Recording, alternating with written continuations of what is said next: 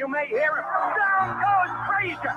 Down goes Frazier. Guys, there's nothing like boxing, and there are no athletes like fighters.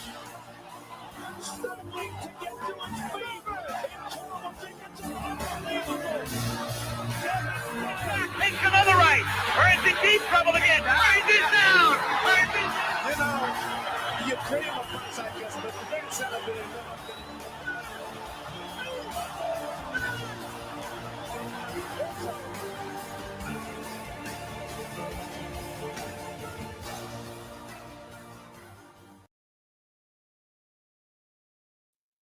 What's up, fight fans? I'm Jake Otto, your boy, the Boxing Jedi, and welcome to the Boxing and Jedi Temple. And today, well, we're going to see the grandfather of the Philly Shell, the shoulder roll, and that's George Benton, as well as a very, very, very terrifying opponent back then by the name of Rubin Carter, and we all know his story. So I'm going to take you to this exciting fight, one of their exciting fights. And this is an oldie and goodie, and I just want you guys to really, really take this fight in, because this fight is no joke. You guys will enjoy this action, regardless of it being, 1963. You guys will definitely love this. So without any further ado, good morning to you guys. Hope you got your coffee. We're chilling, coffee and boxing. Hashtag come back to boxing. Old school fights. Let's get it, guys. No doubt.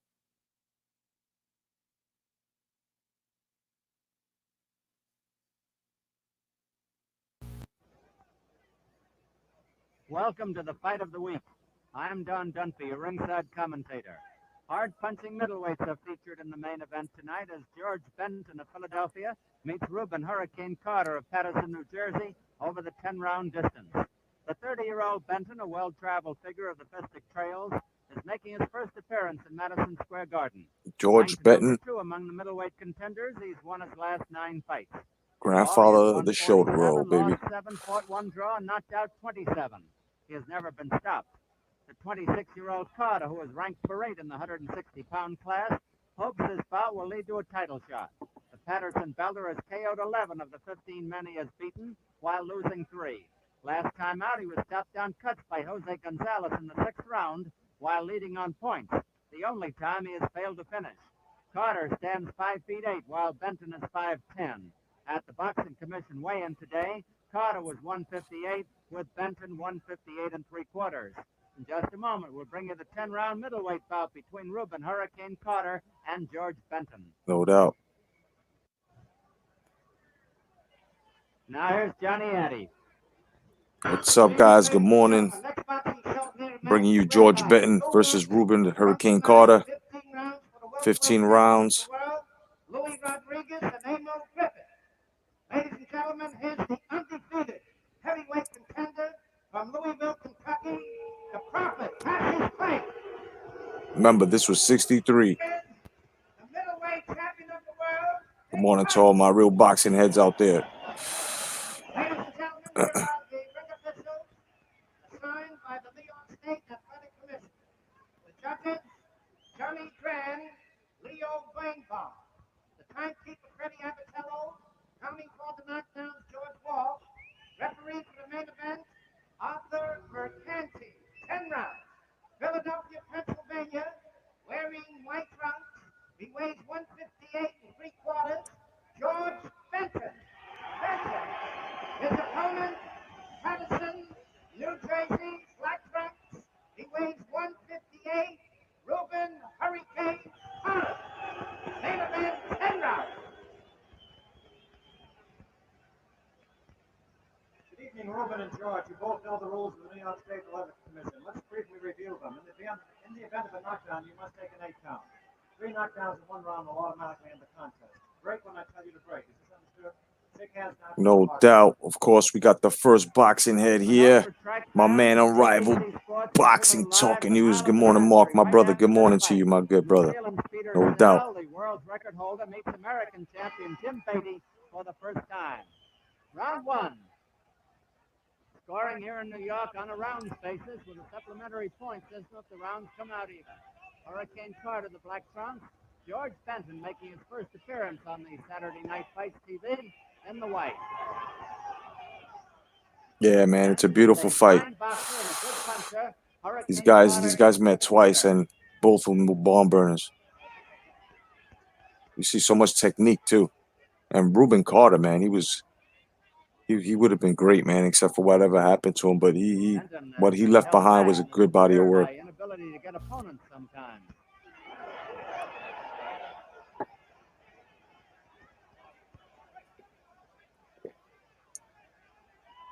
Carter has a Oh yeah, that's the grandfather of the Philly shell, the shoulder roll.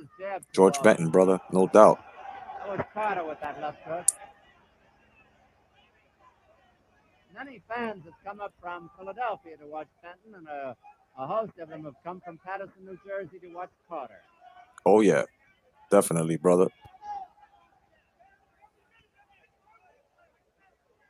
The subtleties within his technique was beautiful, man. What's up, Mike Brown? How you doing, brother? Yeah, this was before he got arrested. Correct, my brother. Correct. Here's the stream link for anybody who wants to call this fight with me. You know what I mean? Only real boxing heads. Trolls will be torn apart. I repeat, trolls will be torn apart.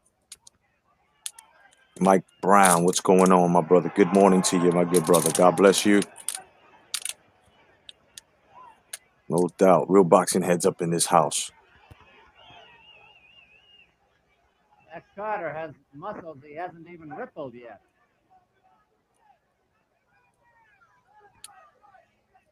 One minute to go in round one. Oh, beautiful, beautiful. Rubin Carter, man, is stunning.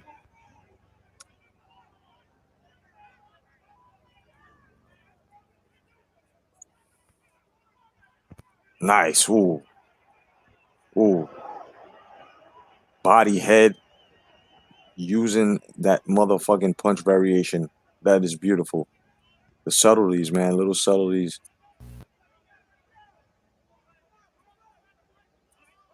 Inside fighting. No ref breaking. You know what I mean? This is...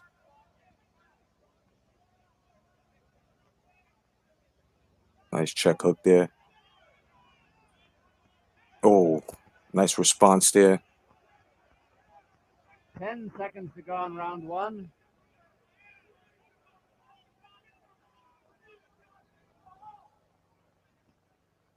There's the bell.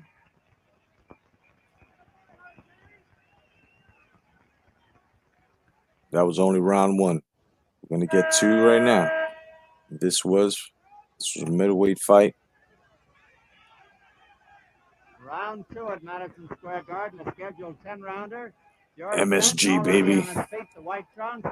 Rubin, Hurricane, Carter, and Black. Arthur Hit the like button on the way-in so we can reach other fight fans. Benton is starting out as this round is always going to box a little more.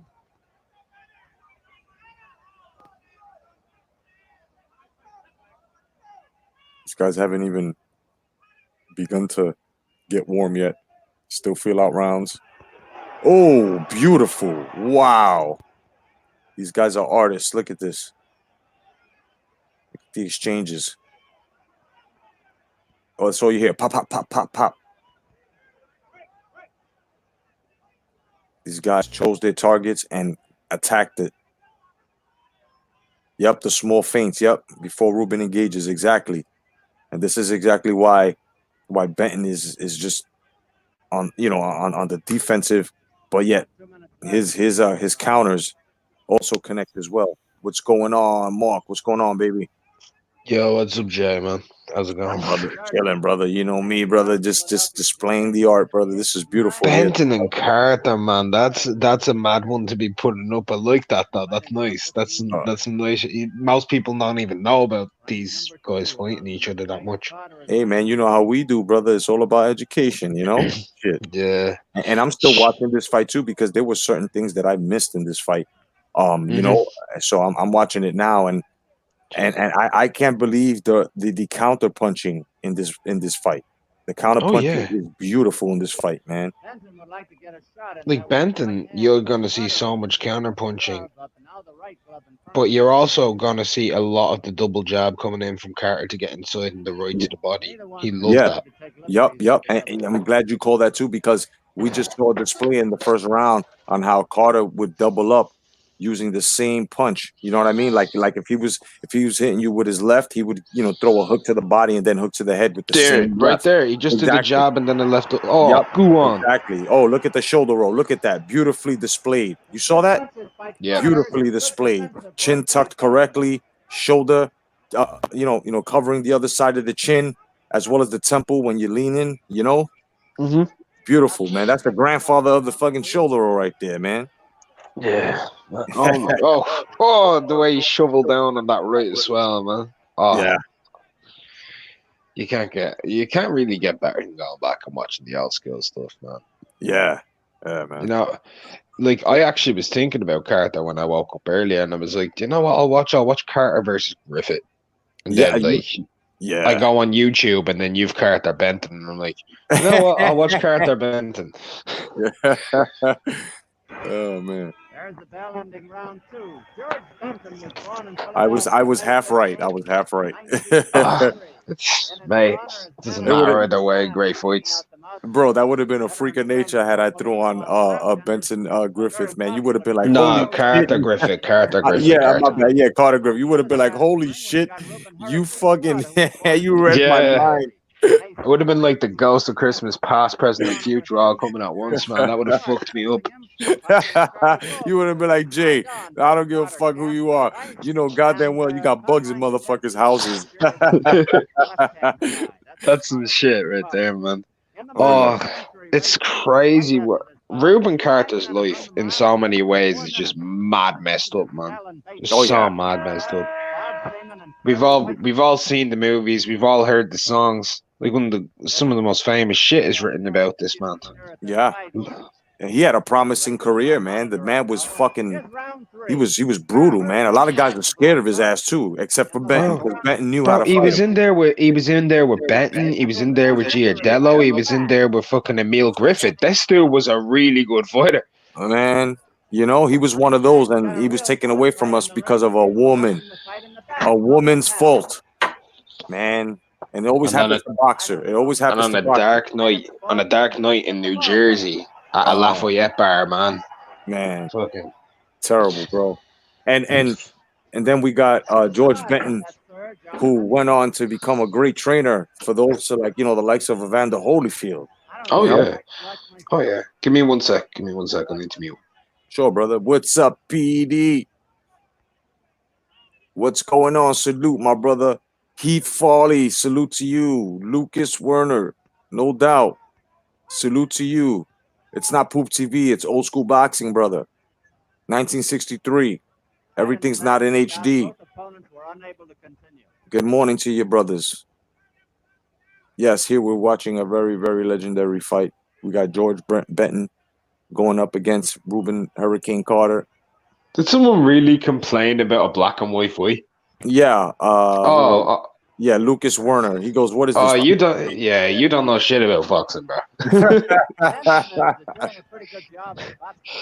Oh my god. If you don't watch black and white, that means you can't watch Sugar Ray Robinson, so you don't know shit about boxing. That's right. You can't watch any of the greats. No, man. Oh yeah, my man Heath Farley's in the house. PD. Lucas Werner, no doubt. PD says enjoying the content. Mark's a great guy to listen to talk boxing about along with Mr. Cotto. Thank you, guys. Thank you, man. Oh, yeah, man. We do our homework, man. You know what I'm saying? A rival ain't no joke with his shit, and I ain't no joke with mine. Our kung fu is well studied. You know? Yeah, I've been studying since I was a wee little boy. There we go, bro. There we go. Heath Farley says, I'm slightly past half awake. It's all good, brother. At least if you fall out, you fell asleep to something you love. You know? Oh, yeah. Yeah. Oh man. My God. Inside fighting against the ropes. You got Benton against the ropes here, which is what you're going to see very often when it comes to a defensive fighter like this, because they know how to work. But Benton was very good at just stepping you back one step and then stepping you back one step and then getting the uppercut. There it is. Yep. Just like he just did just now. Oh, Carter with the hook. Carter was solid, man. Solid. Oh, look at that. Oh, my goodness. 10 seconds to go in round 3. He did the cornball drill on him. He just fucking the corn bag, should I say, drill. Remember what Mike Tyson used to do, the weaving and shit? Yeah. I think both of these men would beat the majority of middleweights today. Like easy.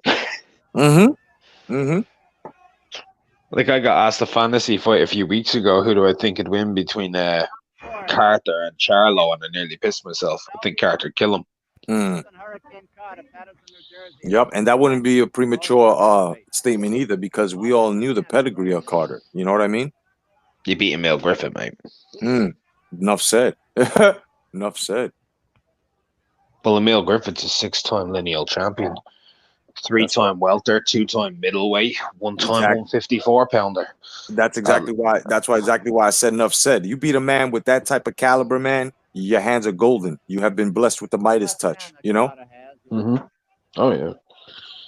Oh, good job. Oh, Carter. What the?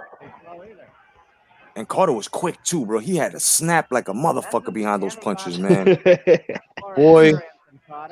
Right back to defense. Look at that. Right back at the defensive position. Bro, look at that. Ooh, nice snap. The jab is just snap. Look at that. Right back. Nothing drags. Nothing's left out. Carter has fought a smart fight up to now. He's not expended the energy. That's unreal, man. And this is 15 rounds. These guys aren't even warm yet. And we're in the what? 3rd, 4th? Oh my god. These guys are just exploring each other's fucking punch patterns. And oh, that was back of the head. So? And yeah, and he still took it. He still took it. Yep. He just looked at him like, okay. Round 4, about half over. This is just skills on show right now. Oh yeah. You gotta know what you're watching. There we go. Oh, good. Oh, good combo flurry there. Oh. Right, left, right. Yeah. Oh, another one. Oh, another one with a straight fucking right. Oh, another one. Damn, Carter's no joke, bro. And another one. And another one. Heath is laughing at when you said so. When I said, oh, he punched him in the back of the head. Yeah, so. And so how about it? Yeah, right? He just ate that shit like yum. Today, these guys, oh, I'm suing. Right? Cranium gate. Cranium gate. Yeah, it's great. We're all getting a little bit quiet now. I'm about to expose everyone. Yo, the only thing you're exposing is yourself with those homosexual tendencies. Exactly, man. Exactly. It's crazy, man. I got asked homosexual tendencies. Let me just ask you this question, Jay. Have you ever seen so many men attempt to suck another man's cock online? Yo, no, I haven't. Well, actually, I can because it's happening now. So yes, I have. Oh my god, bro, that was a good one. That was a fucking great question for motherfuckers out there. Do you find yourself sucking another fighter's dick? Yeah. That sounds like you need fast acting, dick sucking action. Oh my god, bro. It's so true, that question, man. That's a straight up question, bro. Word up, man. Oh my god, look. Oh man. Little shovel job came up there from Benton. Just flicked that thing up. He was like Roy Jones. He's like, pow. Yep, he also establishes a check hook. Oh shit, Heath Foley says cranium gate is a good one. Thanks, brother. Hashtag cranium gate. Yeah. Oh man, I hear a chopper. Is there a chopper flying by you? By me? No. No. I don't think so. Here we go. Nice break here. Snapping jab. Oh, beautiful. Oh, nice check hook. Oh, my goodness, by Benton. Oh, beautiful. Beautiful hooks on the inside by Benton. Oh, beautiful lead hook. Oh, my goodness. Yo, but Carter is nice on the inside, man. He's just... He's trying to get those hooks. He's trying to throw a lot of hooks. Trying to throw a lot of hooks in this fight. But he's always doubling it instantly, you know what I mean? Yeah. Like he gets a shot off and he thinks it's clean, he's going for it again.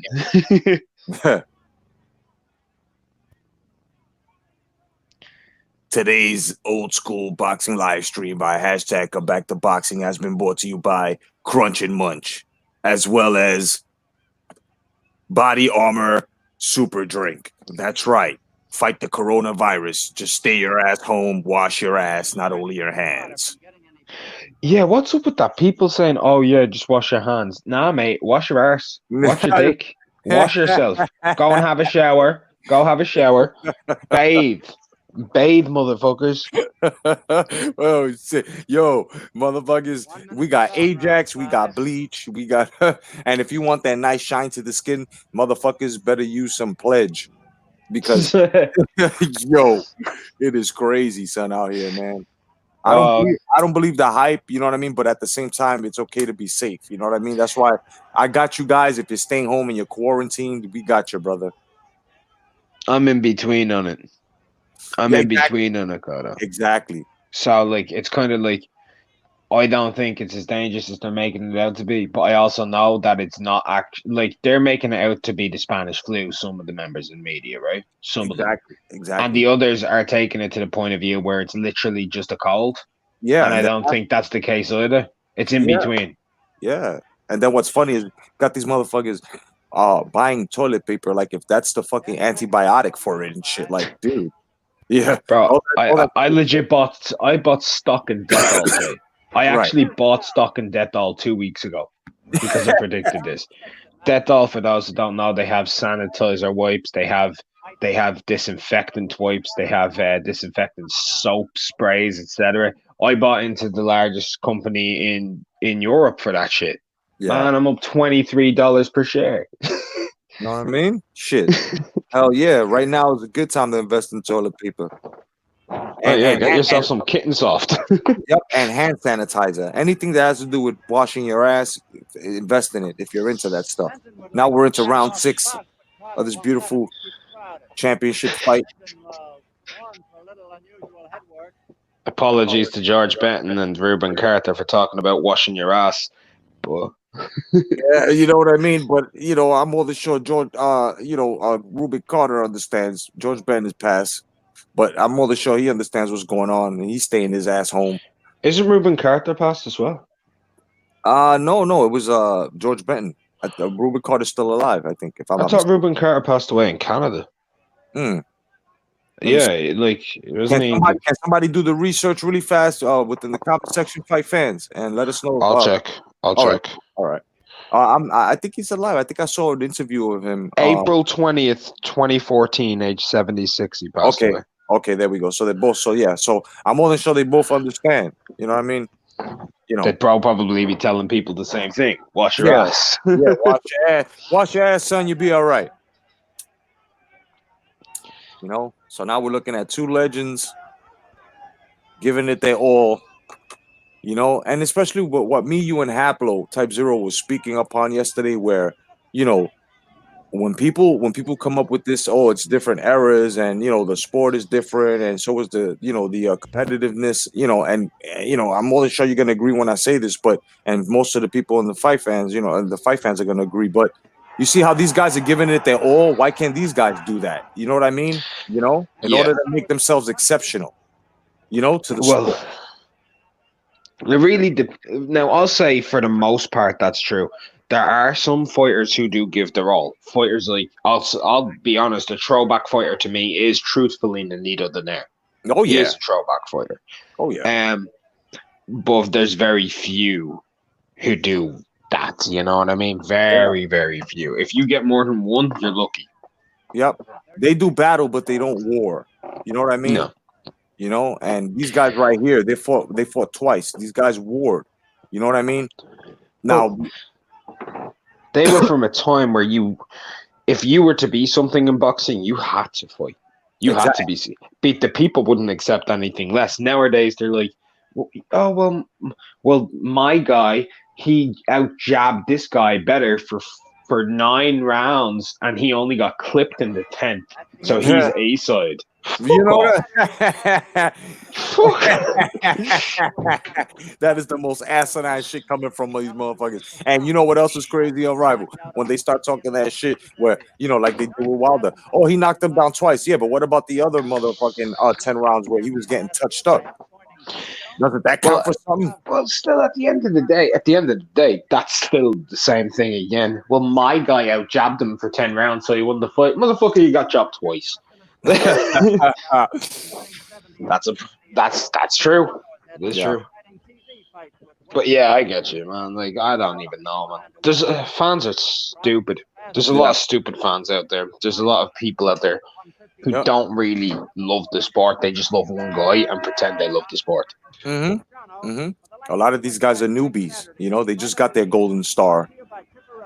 And what's funny is the gold wasn't even filled in by the sport or anyone like us, where they came on live streams and talked about it, or even wrote down a comprehensive fucking statement in anybody's comment. These guys just come out of the woodworks like this fucking young Pharaoh guy, and talking all this shit like if he knows boxing. Mind you, he just started watching boxing. He just entered kickboxing. The motherfucker is 1-4, and he's talking about you talking about Glovegate, you talking about the equipment of boxing. When you have no idea what this equipment does, you have no idea how to use this equipment, obviously because of your fucking losses. I mean, obviously you don't know what you're doing. So for anybody to actually believe, such an asinine fucking, conspiracy theory like this, there's something wrong with you. There got to be something wrong with you. When all the proof, everything they're trying to bring out as proof has been debunked through every angle. And then now they got this guy that's going around, and everybody already sees it. The first thing that comes out of everybody's mouth when they see stuff like that is usually the right thing, and that is that guy has been bribed to talk shit. You know what I mean? We all know, and it's senseless. It's just like pointing the finger at the accused that already did his fucking time, his debt to society. He already paid it. So these guys continue to say, and they continue to try to bring up shit. No matter what you do, you're not gonna overturn the decision. You're not going to overturn the fact that the other corner threw a towel in. You guys have no case. Deontay Wilder's the quitter. It was never Anthony Joshua or anyone in that fucking division that fought, and they actually had the fight stopped. The ref stopped the fight because the towel was thrown in. Okay, Wilder is a quitter. That's it. Yeah, you guys have to eat it, bro. These guys that you see right here, whenever they lost, they came back and they fought harder. They picked up on their mistakes. They picked up on what they had to, correct. And when they came back with foolproof armor, going through, the adversity that they faced prior. So this is what these guys got to do in this sport, man. And this is why I'm so upset with these fucking pansies. Well, look at it. Look at these two. What they can do is they can box. And they can fight, both of them. They both have two different styles, and it gels. Yep. Benton's a beautiful fighter who can switch his stances sometimes too. Like, people forget that. Like, I've seen him in this fight stance switch once and throw a left hook from full back. You don't get that with Wilder, man. Like, I know it's like these guys corrected themselves. Wilder's been about one thing for 12 years. These guys were learning a craft for those 12 years. You know what I mean? Yeah. So. There's the bell. Oh, see, they gave each other the pound because they knew that's good work. These guys lived for the sport, bro. They didn't give a fuck about money. This is what makes you great. When you worry about the money as you fight, it's a much better mindset. You're going there doing what you love instead of going in there and loving your pay. There's a big difference. They're doing a great job, though, aren't they? Oh yeah, they're doing such a good. Like, that double jab again. Straight in, pop out. The short little uppercuts on the inside, the short little hooks. Did you see that? That was a smash. He threw a smash right there. Yup, and look, this is a statement I'm gonna make. You possibly could agree or disagree, but scoring a fight like this back then must have been harder than scoring a fight today. I would say way harder. first of all, if you're scoring on the TV, the frame rate's a little bit harder to read. Yep. Technology is just better for that. That's true. Now we do know technology is better. Fighters aren't, but our technology to see it is. You know. Yeah. But yeah, it was way harder. Because look at that. There's like 3 punches on the inside. Did that judge see all of them? That's what I'm saying. Exactly. Do you know who might have been good in this era of today? Jay. Yeah, I'm here. Yeah, I think Sean Porter would have been good in this type of era. Yeah, because he's about the same. He's about the same thing, and Pacquiao too. Pacquiao would have been nice for this era as well, and Donaire. Yeah, there's some fighters who could go back in time and do well. And Loma too. Loma would have been nice too for here with his style. Yeah, but imagine him at 135 against Anderson, man. Come on. Mm-hmm. Roberto would have just slipped in, slip, bam. Oh man, he would have found that range and just came with that oh my goodness, bro. What he did to Rand Barkley, bro. Because remember, people need to set their feet, and Roberto didn't need to set his feet, you know? Most of these guys do. So against Loma, they don't know how to do that, but Roberto could turn around with you. Oh yeah. Not to the same level Loma can turn, but you know what I mean. Yeah, no, I hear you. This is just toe to toe, cheek. This is literally cheek to cheek, man. Mm-hmm. Turning the other cheek, but right on the inside. And look at what they're doing with each other's hands as well. They're trying to control each other's hands from low. Yep. And I just made up a new boxing commentary. Fucking how do you say saying? Ready? These guys are hair follicle to hair follicle. Oh God! Oh! Beautiful body shot, man! Wow, Benton. That was a great uppercut as well from Benton, right on the jaw. Yeah, it's like the counter here is crazy. Look at that. Now look at their hands, right? Look what Carter's doing. He's holding his hands down. He's holding them, but Benton gets one free and he gets the body in. Yep, they're trying to open up and trying to neutralize. Oh, great shot in the sternum, man. Beautiful. Right in the top of the sternum. You saw the way he turned him? You saw the way Benton turned him? Yep. That smooth little turn. Man, those transitions, bro. He has him towards the ropes and he fired off a shot. Yep, they go to judges right there. This is just skill, guys. This is what you're seeing is skill. This is true inside fighting from both men. Oh, yeah. Now, I know the result of this fight, so I'm not going to spoil it for anybody. Look at all the officials, brother. Look at that. Mad. They needed a team. They needed a team per judge just to get one card correct. You know what I mean?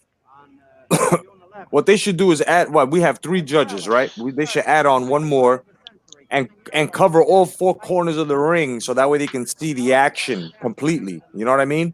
I do prefer odds, but like I personally think. I don't even know what I think, to be honest with you. I don't know. Like 4 judges, yeah. 3 judges, yeah. You know what I mean? Like, but at the same point, I do think there should be an extra judge somewhere, like who can cover every basis. Yeah. I'd like to see a judge hanging over the ring upside down. You know what I mean? Like, where he just has a downward view. Like he's just levitating above flat. You know, so he can just see everything. That'd be crazy. But we do need one. Yeah, exactly, Heath. One on each side of the ring so they can watch all the action instead of them being seated next to each other. Because here, if you can tell, they had judges seated on 3 sides of the ring. You know what I mean? They were separated. Now, which is better because they can't come together and compare notes to get the exact result. You know what I mean? Exactly. You know, talking about boxing's a business. Well, these guys are in the business, and their goods are selling. Their goods sold, and to this day, it's like buying Black Series figures from Star Wars. You won't buy the new characters, but you buy the old characters because the old characters they gave you they set a standard and they gave you more of the quality of what it was. You know, and the foundation. You know, that was some great work there. Oh yeah, great work. No, another one. Ooh, the hand, look at them looking for hand position. Yep. Oh, look at the arms. Look at the way he shoveled up his arms so that he couldn't get the body shot. Oh, Yeah, Oh, right, left, I, right. the way Benton's positioning himself, especially with that shoulder roll stance right there, with just he's got the angle, and he's also over. He's also his foot is on the other side of Carter's fucking right. So he's got that angle, and see how he's got that shoulder buried in his chest. As soon as Rubin Carter moves out of position, it goes in his chest. As soon as he feels his shoulder hit his chest, that's when he goes for the body. Watch. The shit is crazy. Mhm. See that? Watch. As soon as Benton's shoulder body hits his shoulder on the inside, that's when Benton Jr. goes straight to the body. It's like a meter, like a sensor and shit. See, watch. Oh yeah. The subtle nuances in this fight are Oh mad. my gosh! Wow, beautiful shots. Boom, boom, boom. Oh my goodness! 5-punch combo. What is this? This is the 9th round. No, I'm just saying, like, what is this? Like, in terms of skill on the inside. Oh, they both missed. And to everybody out there who's watching who says, oh, all fights don't matter or whatever, yeah? You've got two different fans, probably roughly nearly 2 decades apart in age, me and Kodo. I'm 26. Kodo, you're in your 40s, aren't you? Yeah, I'm going to be 46 in April. Yeah, so me and Kodo are literally 20 years apart in fandom. 19, 20 years. And we're both watching a fight that took place before either of us were born. This fight's 57 years old this year. Look at that. Look at that. A treasure. We found gold and we're sharing it with you guys. Fucking diamonds, man. Oh, yeah. Benton final round coming Whew. up. George Benton, Philadelphia, 158 and 3/4, white trunks. Rubin Hurricane Carter, Patterson, New Jersey, 158 the black. Arthur McKinney, the referee, doing his usual fine job. Is this a 15 rounder, a 10, or a 12? I think it's a 10th round. 10th rounder. Oh, my God. Carter is banging the body.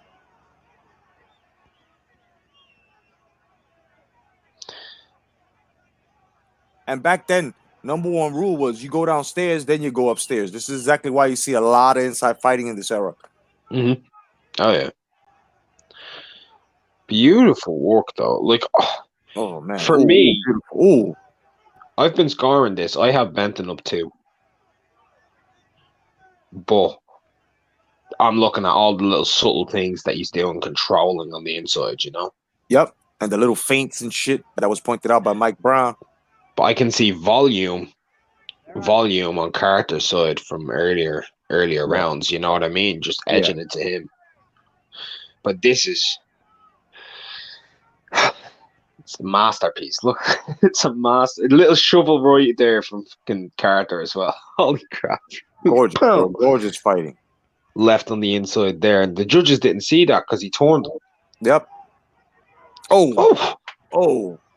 I'm telling you, man, if you want to know, if you want to see a boxing match that consists of counter punching, like right on cue, this is the one right here. This is the one right here. And to all of you new fighters coming through, if you want to learn how to fight on the inside and control someone's arms, George Benton. Watch him. Just watch him. Dude on the inside was immense, Kodo. Oh yeah, bro. Look at this. And that was Carter's game, was fighting on the inside, you know? That was his game. But look at this. Benton's just pushing him back and pushing him back.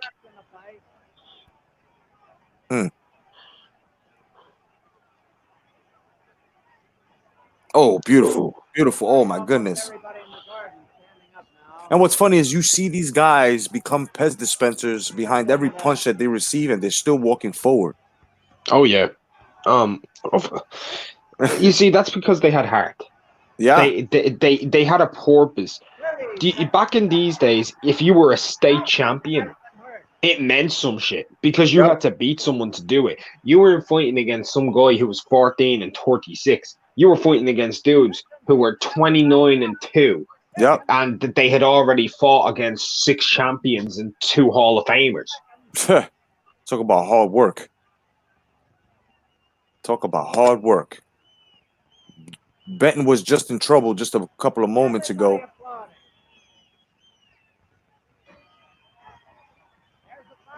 There it is. Let's see.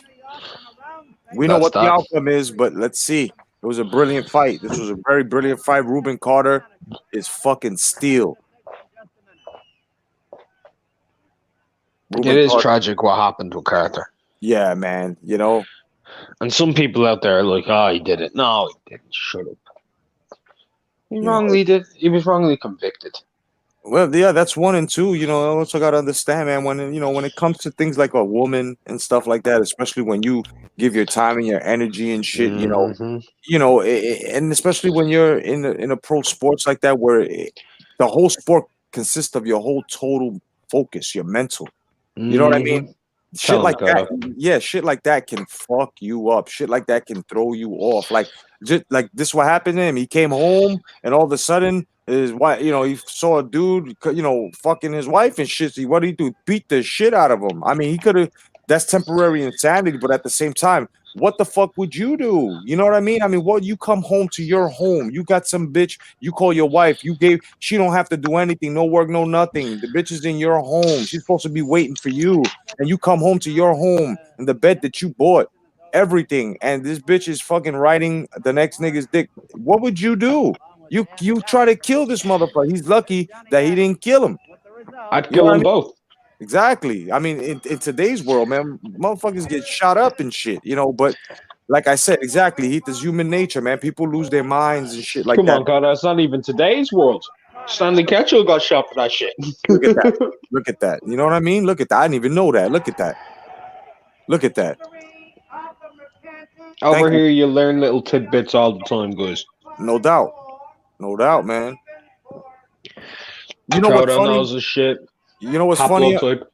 You know what's funny? I'm sorry, Rival. I have to share this with you. Yesterday, a motherfucker told me, he's speaking of Willie Pep and Sadler. So, I said, yeah, and who else you have to respect? It was an example. I said the onion farmer. Motherfucker was like, who's the onion farmer? I said, motherfucker, you're speaking Sadler and Pep, and you don't know who the fucking onion farmer was, bro? I said, yeah, you just started learning boxing. I said, look up Carmen Basilio, kid. Exactly.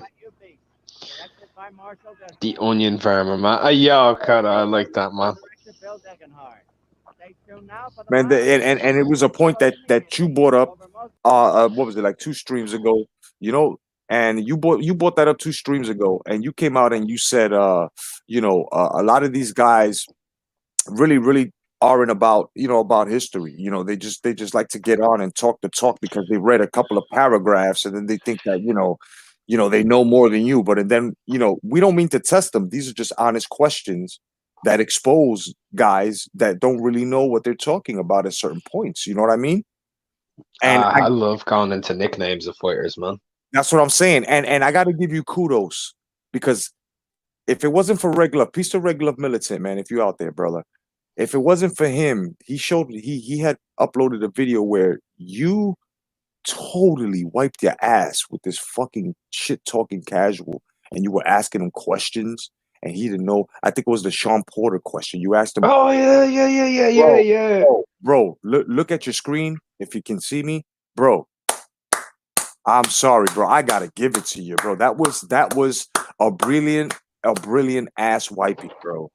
Stay on your job, brother. That was the whole point of that was at the very start. He said that Errol Spence is top 5 pound for pound. Now, I'm the type of person who thinks if you're gonna put someone top 5 pound for pound, you need to know who they fought and who the fighters are. That should be in a top 15 discussion first of all for pound. Exactly. So, at the very start of the entire thing, I asked him why does he have Spence top 5 pound for pound, and he said, "Oh, bro, I have him top 5 pound for pound because of the names he's fought and how good they were." And I'm just like, okay, why do you have him above Kazuto Ioka? And he's like, oh, because of the names he's fought. And I'm like, oh, okay.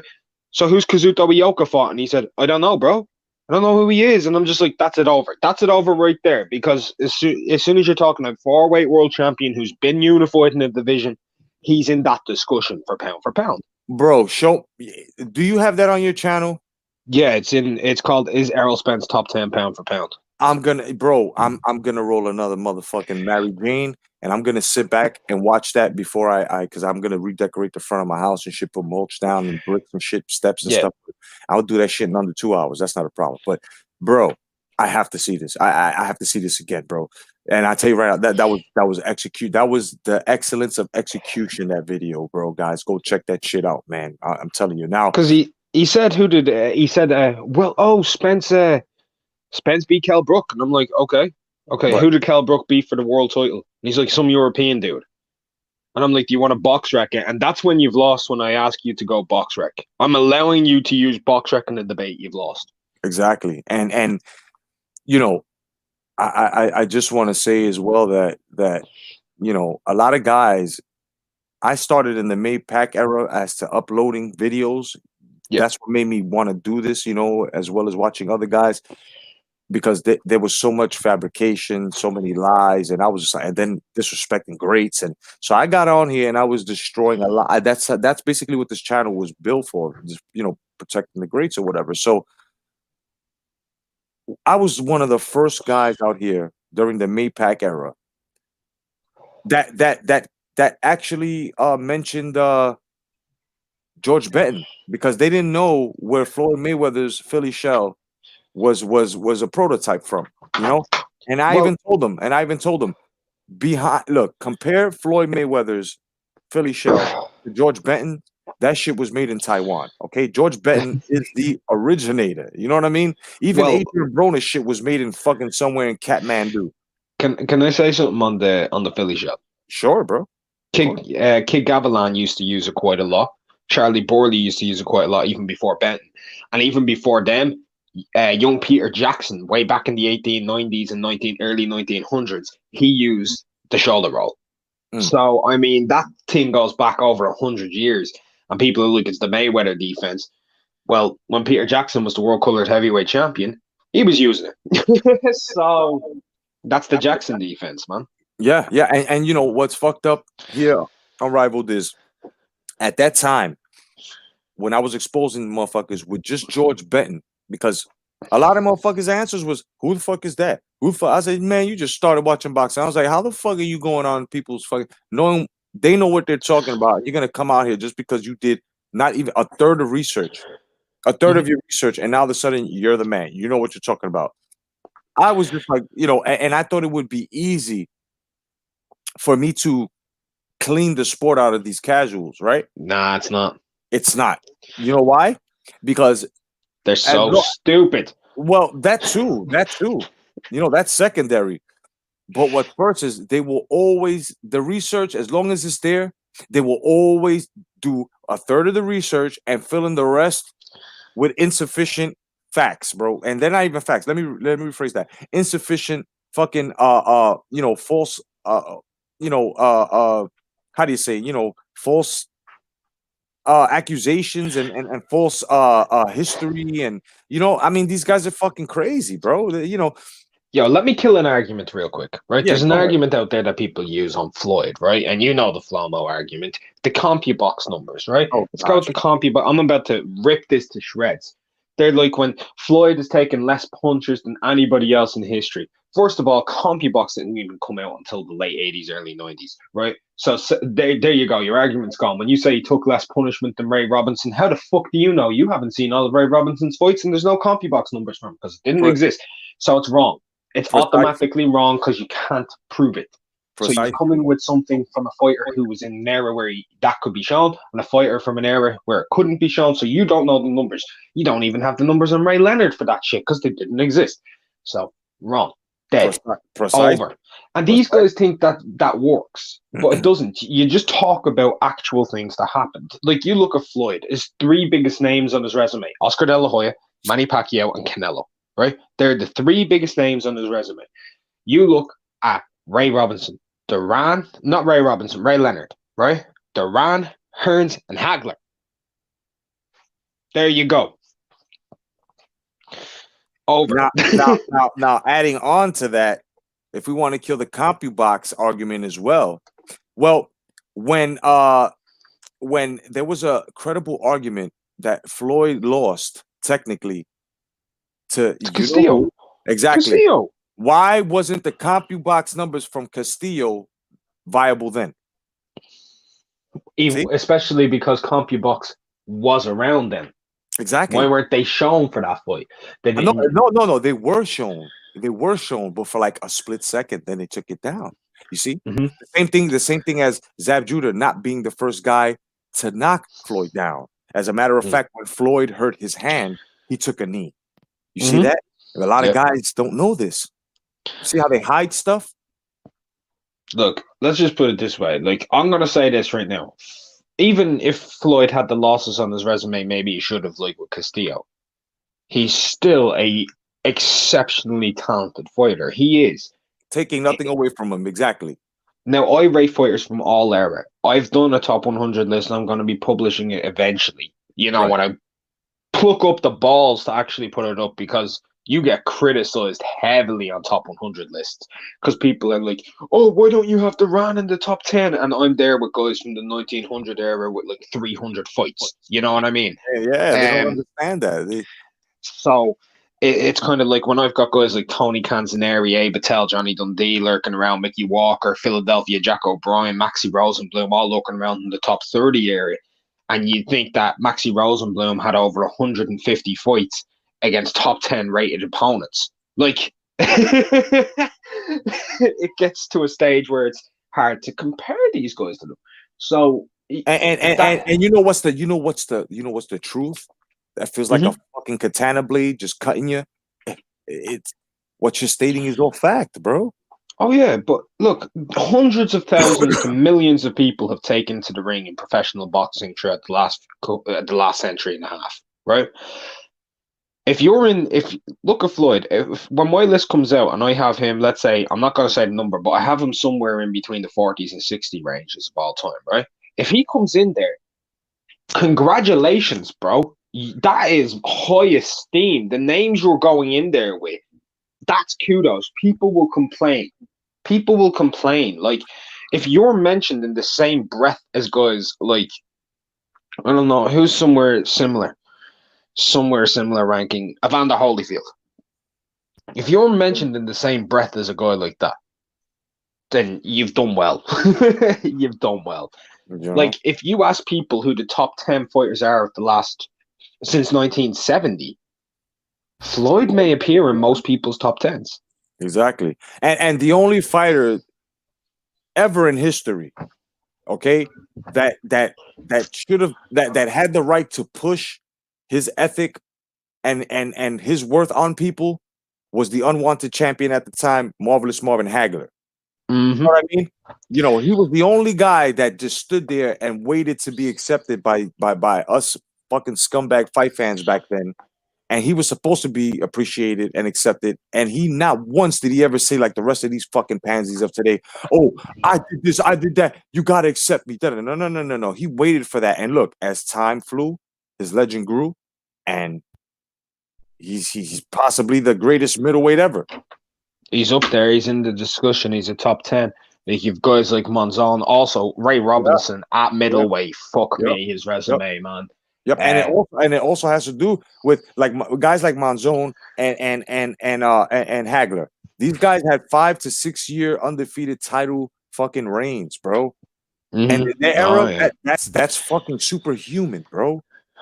That's like, crazy. They are truly amazing fighters. And let me say this, like, on Hagler and how he was underappreciated. Like, not everyone knows this, but the guys who watch Hagler and know Hagler know this. When he first picked up the title, when he went over to the UK against Alan Minter, and the fight was stopped, bottles were being thrown at him, everything. It was massively racist. Like, that's true racism right there. That was when they first that was when they had labeled him the unwanted champion. Mm-hmm. Oh yeah. He beat the shit out of Mint, bro. Oh, he beat the dog crap out of him, and then like, he gets sculled with all of these bottles, and he doesn't even get to accept his title in the ring. It's backstage, and do you know what Marvin said? He said, "Well, I would have liked to accept it there, but still, I got the win and I'm the champion." That's literally it. He didn't even complain, and he was racially booed, whistled, chanted, monkey chant, all this fucking disgusting ass shit. And people of today want to complain about racism. This was only 40 years ago. Yep. This was only 40 years ago. Riots, man. Riots because a black man beat a white man in the UK. You wouldn't have that now. It's crazy. Sure, look at Anthony Joshua. He knocked out Gary Cornish in Scotland and they cheered him. In Scotland. You know what I mean? That goes to show you when you use your work ethic and you use these, this comes, but you must show these. Exactly, Cardo. You know, these guys don't understand what we know. We've understood ever since we had diapers on, ever since we were on our father's laps or grandfather's laps, and when we were thirsty, they gave us the fucking alpha male brew of the alpha males, which was their beer. You know what I mean? Fuck water, fuck soda. I'm thirsty, Grandpa. Here you go. You know what I'm saying? Drinking beer, watching boxing. I remember being 7 and drunk out of my mind on brandy, watching fights. You know what I mean? They don't make us like they used to, bro. They don't. Anybody who's in their late 20s, right? In their late 20s, all the way up, bro, we are the last of the alphas, man, and we got to keep it that way. And if you're watching boxing with your son and your son ever says, "I'm thirsty," and you got a brew in your hand, give him a sip. Why not? Go ahead, get that down you. Here you go. What's wrong with that? Have a sip of Guinness. Have a sip of Guinness. It'll put some hair on your chest. You may be 5, but you need it.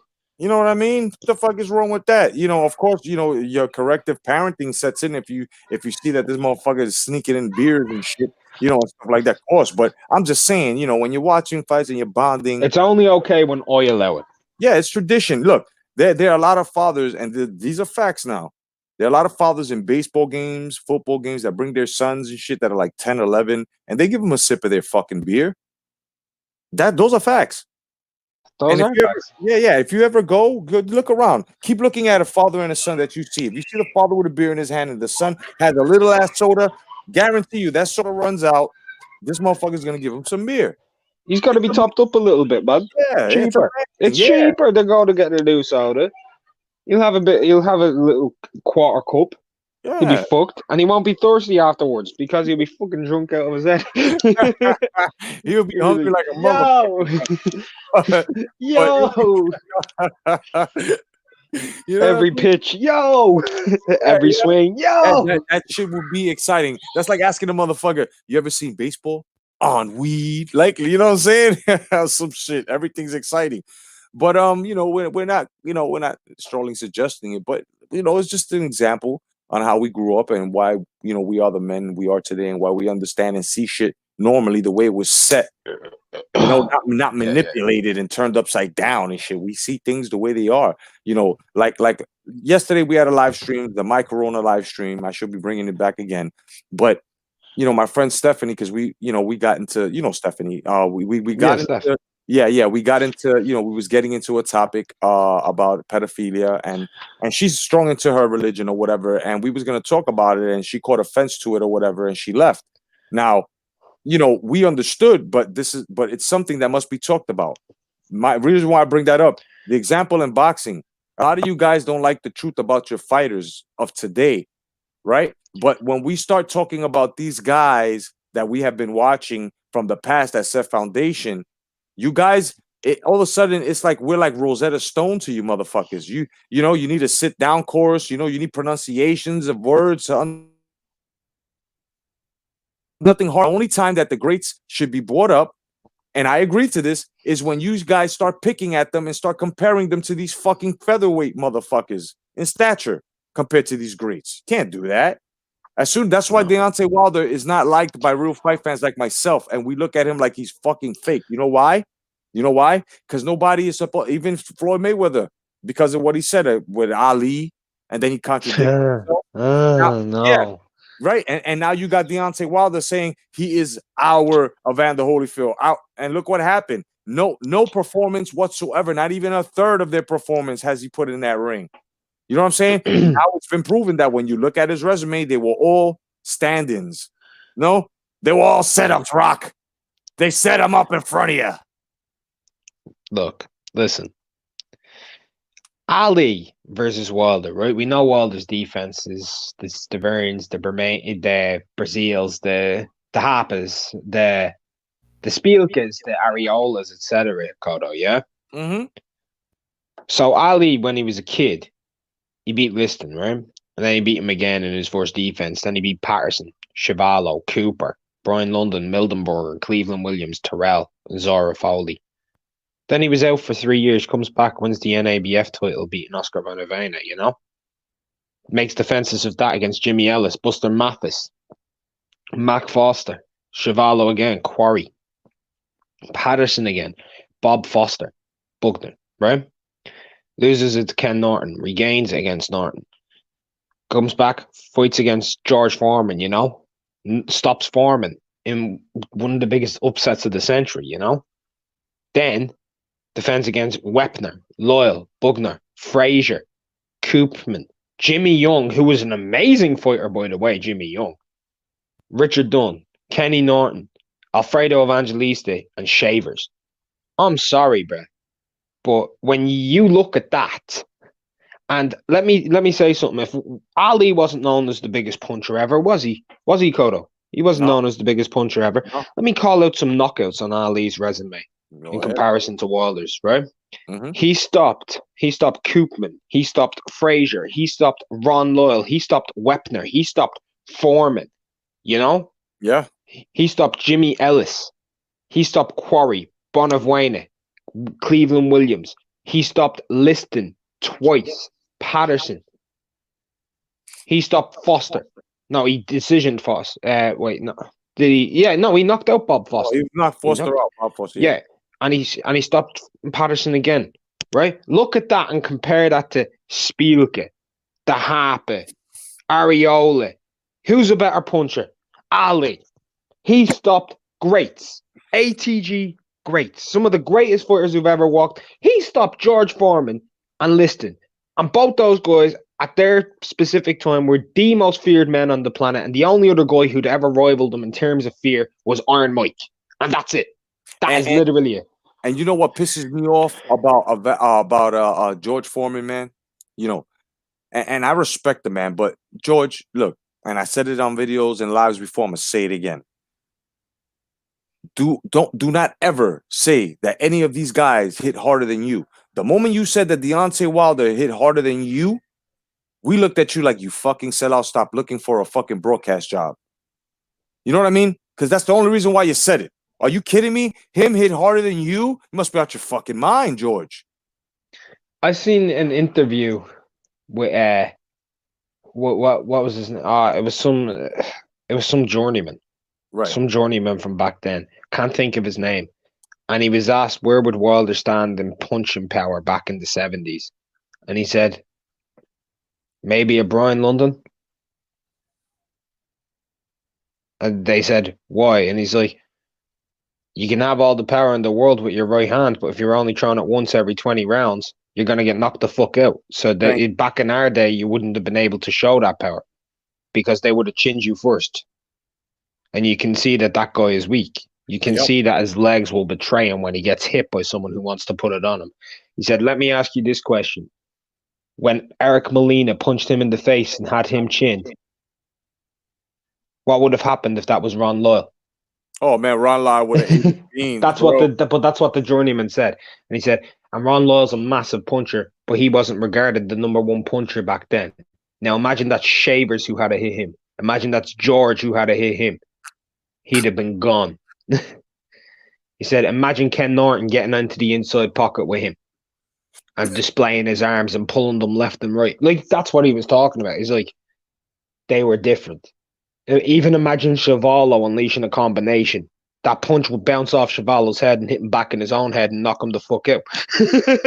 half of these guys that these heavyweights fought in the Ali, Frazier, Norton, era, these guys, they weren't big like these guys today, but they were big in the ring. They were bigger than pedigree. These guys, they all knew how to box. Even the power punches, they knew how to box. Foreman.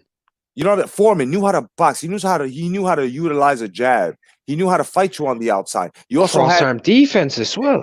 Exactly. Then you also had Ronnie Lyle, okay, who was a hard hitter, big man, but he was the most never won a title, mind you, just like Shavers, right? But he was very competitive.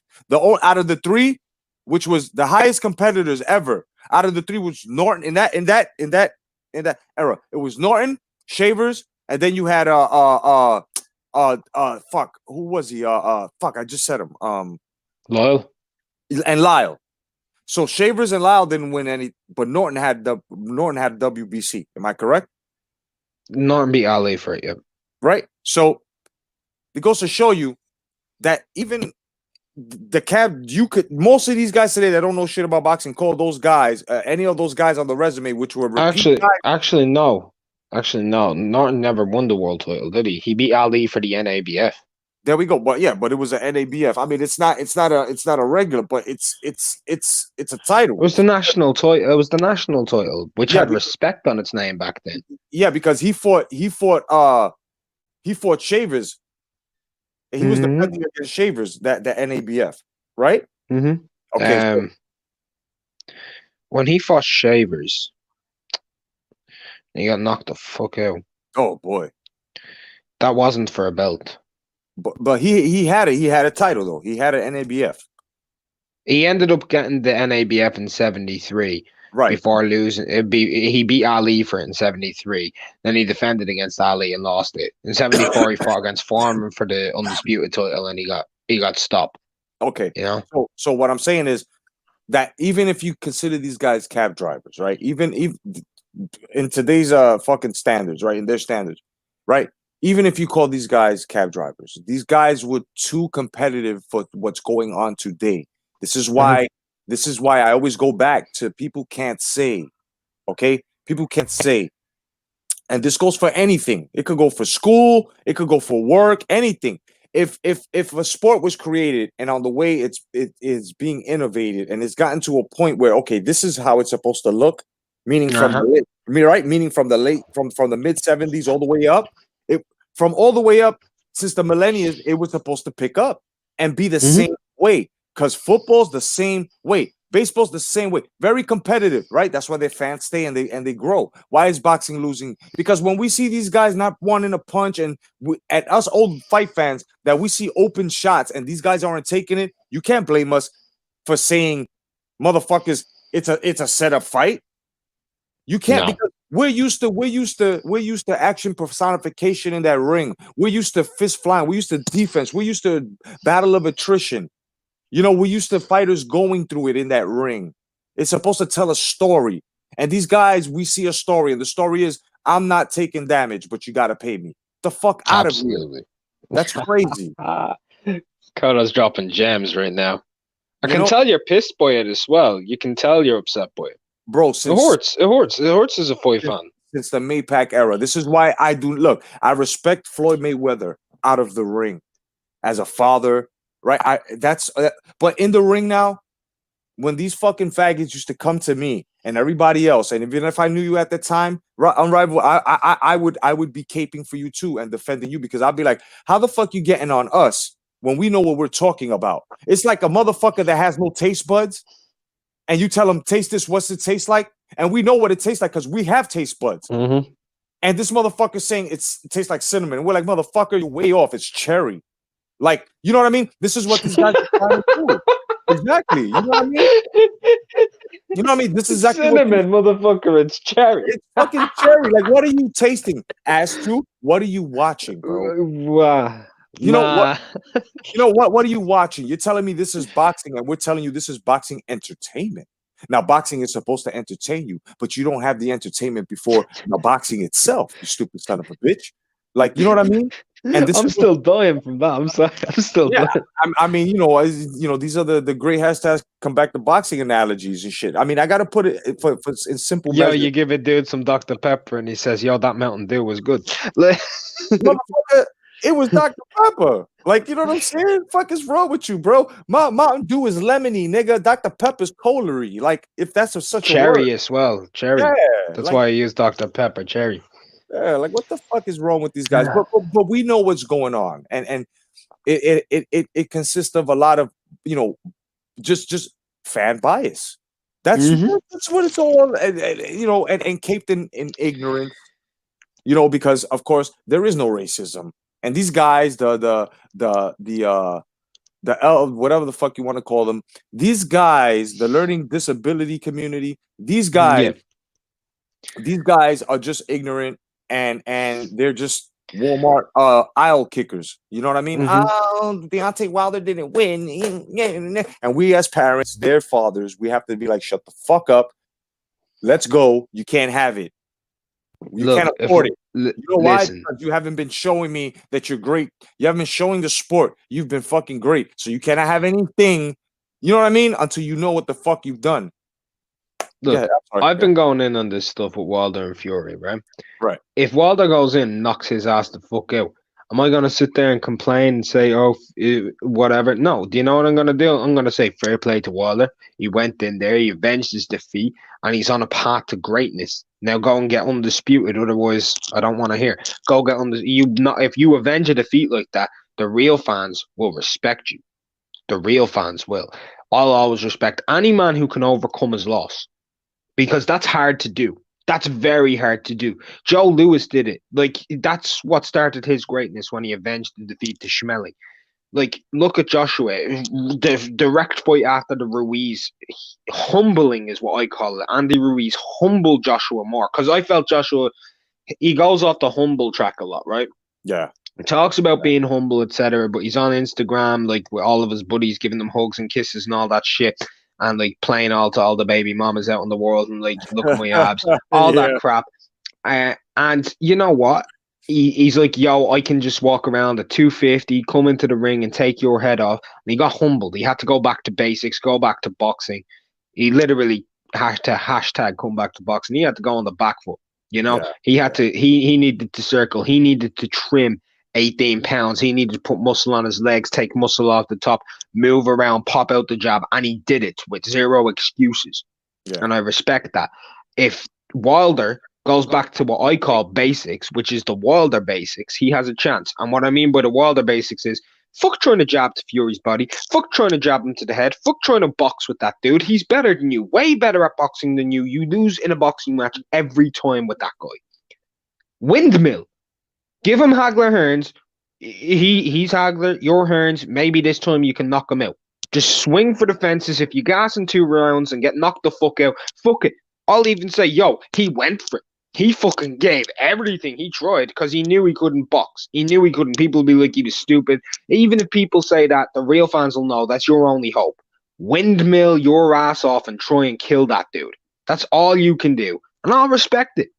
Because I don't care about his fans. I care about what takes place in the ring, because 25 years from now, when people say, oh, you just want to see Wilder lose. No, man, I want to see every fighter become the best fighter they can be. Because I want to be able to talk about these guys in the same mind that Cotto's able to talk about Evander Holyfield. Right. I want to be able to do that. Right. And at the same time, it's like, look, we've stated this before. Whether you're watching, our videos that we upload and you're commenting and you follow us, to the uploaders themselves, or just being a fight fan and just, free floating in every channel and every platform. The whole point is, we've stated this already, which is, we want Deontay Wilder to succeed. We want to see that. We don't hate him. We don't say, oh, look at this black guy trying to take over the white sport of boxing, which the sport of boxing is not only white, it's multicultural. You know what I'm saying? Let's get that shit straight, And because I mean, for a guy that's holding the WBC title, and when you look on the WBC title, what's the first thing that you see on the WBC title that's supposed to bring unity to boxing? All the fucking flags. All the flags that are draped on the WBC title, right?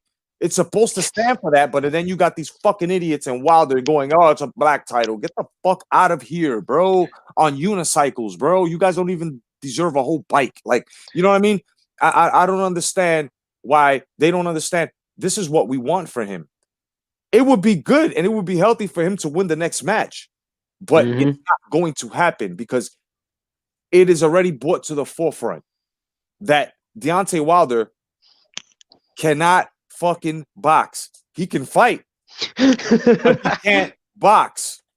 He cannot box. There is a big difference. There's a big difference. If you throw a motherfucker who can skate and swing his stick in hockey, this guy don't really know how to play hockey. He's just swinging the stick and knows how to skate and maneuver. That's it. But he don't know nothing about the rules, nothing about a hat trick, nothing about nothing. But now when you teach this guy, now his method and what his natural ability is set into the Science. Now he has his own formula with the foundation of the science, making him part of the sport. Deontay Wilder, at this point right now, in my humble boxing opinion, you could like it, love it, leave it, learn it. Right now, he is not part of the greats. He's part of the sport, but he's not part of the greats. And if he continues to do what he's doing, he is no longer going to become part of the sport. You know what? Let's do something. You know the way this sport's been dominated. This sport's a white man sport and all this crap. Right? Let's do something, Cotto. You're gonna count for me, right? You're gonna Right. say the number every time I say a name. So you'll go 1, 2, Got- right? Gotcha. So I'm gonna start back to the first one, right? Right. Now I'm not gonna say what I'm doing here, but let's go right back to the very first one. Joe Louis, 1, Henry Armstrong, 2, Joe Louis, 3, Joe Louis, 4, Joe Louis, 5, Sugar Ray Robinson, 6, Bojack, 7, Ike Williams, 8, Ezra Charles, 9, Ezra Charles, 10, Ray Robinson, 11, Floyd Patterson, 12, Floyd Patterson, 13, Joe Brown, 14, Dick Tiger, 15, Muhammad Ali, 16, Emil Griffith, 17, Dick Tiger, 18, Muhammad Ali, 19, Joe Frazier, 20, Napoli's, 21, Joe Frazier, 22, Joe Frazier, 23. We can keep going. Ali, 24. I see where you're going. George Foreman, 25. Again, even though they're doubles and triples, but go ahead. Ali. 28. Is it 28 or 25 now? No, 28. We're on 28. Okay. Ali, 29. George Foreman, 30. Ali, 31. Yeah. Ray Leonard, 32. Tommy Hearns, 33. Ray Leonard, 34. Larry Holmes, 35. Marvin Hagler, 36. Tommy Hearns, 37. Marvin Hagler, 38. and Donald Curry, 39. Mike Tyson, 40. Evander, 41. Mike, 42. Pernell Whitaker, 43. James Toney, 44. Riddick Bowe, 45. Roy Jones, 46. Evander, 47. Evander, 48. Floyd, 49. B-Hop. 50. Roy Jones Jr., 51. No, hold on. Hold Okay. on, we're at B-Hop, right? Now, Yeah. what I'm going to say with this is by 2001, since 1928, Right. That's okay? 50. So that's 73 years. In 73 years, 51 of the Ring Magazine Fighters of the Year were all black. How's that a white-dominated sport? Eight of them were white, and the rest were Latino. And mind you, this was first said by Floyd Mayweather. Right? Yeah. First said, boxing don't have there's no blackface in boxing. There's not a blackface that represents boxing. Are you fucking stupid, son? Boxing's been dominated since the 30s by African American men. Dominated and owned. And if you go back to the 1900s, because they couldn't fight each other because of the segregation of the community, the biggest name that still lives on from the 1900 period is Jack fucking Johnson. You know what I'm saying? The first guy to fucking style and profile. Woo! You know what I mean? Crossing state lines with women and fucking them. You know what I mean? He taught Ric Flair how it was done. Exactly. This motherfucker. They thought he was a pimp, and he's like, "Nah, I'm not selling these bitches. I'm fucking them. What are you talking about? I'm going to my house. I just happen to live across the street. I'm a rich Negro. Like, leave me alone, you know." And that's why, listen, man, it's all a myth. And me and Arrival, along with other guys, will break this shit down. The problem is, you fight fans have to pay attention. It is up to other fight fans to tell other fight fans, yo, check out Arrival. Yo, check out Kato. Yo, check out Red Glove. Check out 10 Players. Check out Excalibur Excali. Check out, you know what I mean? You guys you guys also have a job because you're knowledgeable too. And if you really want to save the sport, you got to go and do what we're doing and save motherfuckers. As soon as you see them mouthing off, bro, just humble their ass and be like, yo, check out this channel. We were at 51, right, Coda? We're at 50. 50, right. I said B-Hop, right? Yes. Okay. Vernon Forrest. 51. James Toady. 52. Glenn Johnson. 53. Floyd Mayweather. 54. Andre Ward. 55. There you go. Know what I mean? Hold on. Adonis Stevenson. 56. 56 since 1928 up till now, which is 91 years. It's over 50%. And last decade really helped out against that. Because last decade, there was only 2. Right. And not only that, along with the accolade of the Ring magazine, just looking at like I mentioned, Roy Jones Jr., Lloyd Hunnigan, Lennox Lewis, James Buster Douglas, guys that held the sport for a short period of time, but were the face of boxing at the time. They count too. Who's the last white face of boxing? The last white. I have to say it was Calzaghe. But he wasn't even the face. That's the thing. He wasn't the face. I know, but he was carrying the sport on his back for a while because of the way, he had the way he was fighting and had titles and shit and did what he did and beat Roy Jones Jr. You know what I mean? Like after he did that, everybody was like, "Oh, Joe Calzaghe." He was undefeated too. Like he wasn't prime, but he was under prime. He was like the rest of these guys that I had mentioned before. I would say the closest face, as much as I don't like him, right, would be, and he's kind of Latino, would be Oscar. Oscar, yeah, I mean, you could say Oscar. He was the money man. Yeah, we know that, the golden boy. No, he was. As a matter of fact, when Oscar De La Hoya came out, that was where they came out with the that banner, the pay-per-view Kings, which was him, Trinidad, Floyd Mayweather, Chavez, Pernell Whitaker. And that was the incentive then. Absolutely. And the guy who was like the number one contender, he was a low weight class, but who was like a number one competitive, that every time he was on the undercard and pay-per-view, it was worth watching, bro. Azuma Nelson. Oh, yeah. His fights were always blaze-worthy. You know what I mean? Blaze-worthy, man. Oh, yeah. Yo, Azuma Nelson's the type of guy who, when you step in the ring with him, afterwards, when you come out of that ring, it's like going into the Amazon forest and doing the toad. That's what that shit's like. Hell yeah. It's like Jim Carrey and Pet Detective. Remember? It's like that. You was about to go in there and you had a fight. That was a spiritual experience with Zuma, man. Oh yeah. No fighter ever came out of a fight with Azuma feeling the same. That was a motherfucker that if you needed the feat of battle under attrition, son, he'd give it to you. He'd give it to you. 100%. He was a great fighter. But it is what it is. I mean, black fighters are underappreciated yet. They've dominated the sport for over 100 years. Yeah, and I'm glad you brought up that. I'm glad you brought up that word because I'm about to change motherfuckers' pampers with this. That word unappreciated.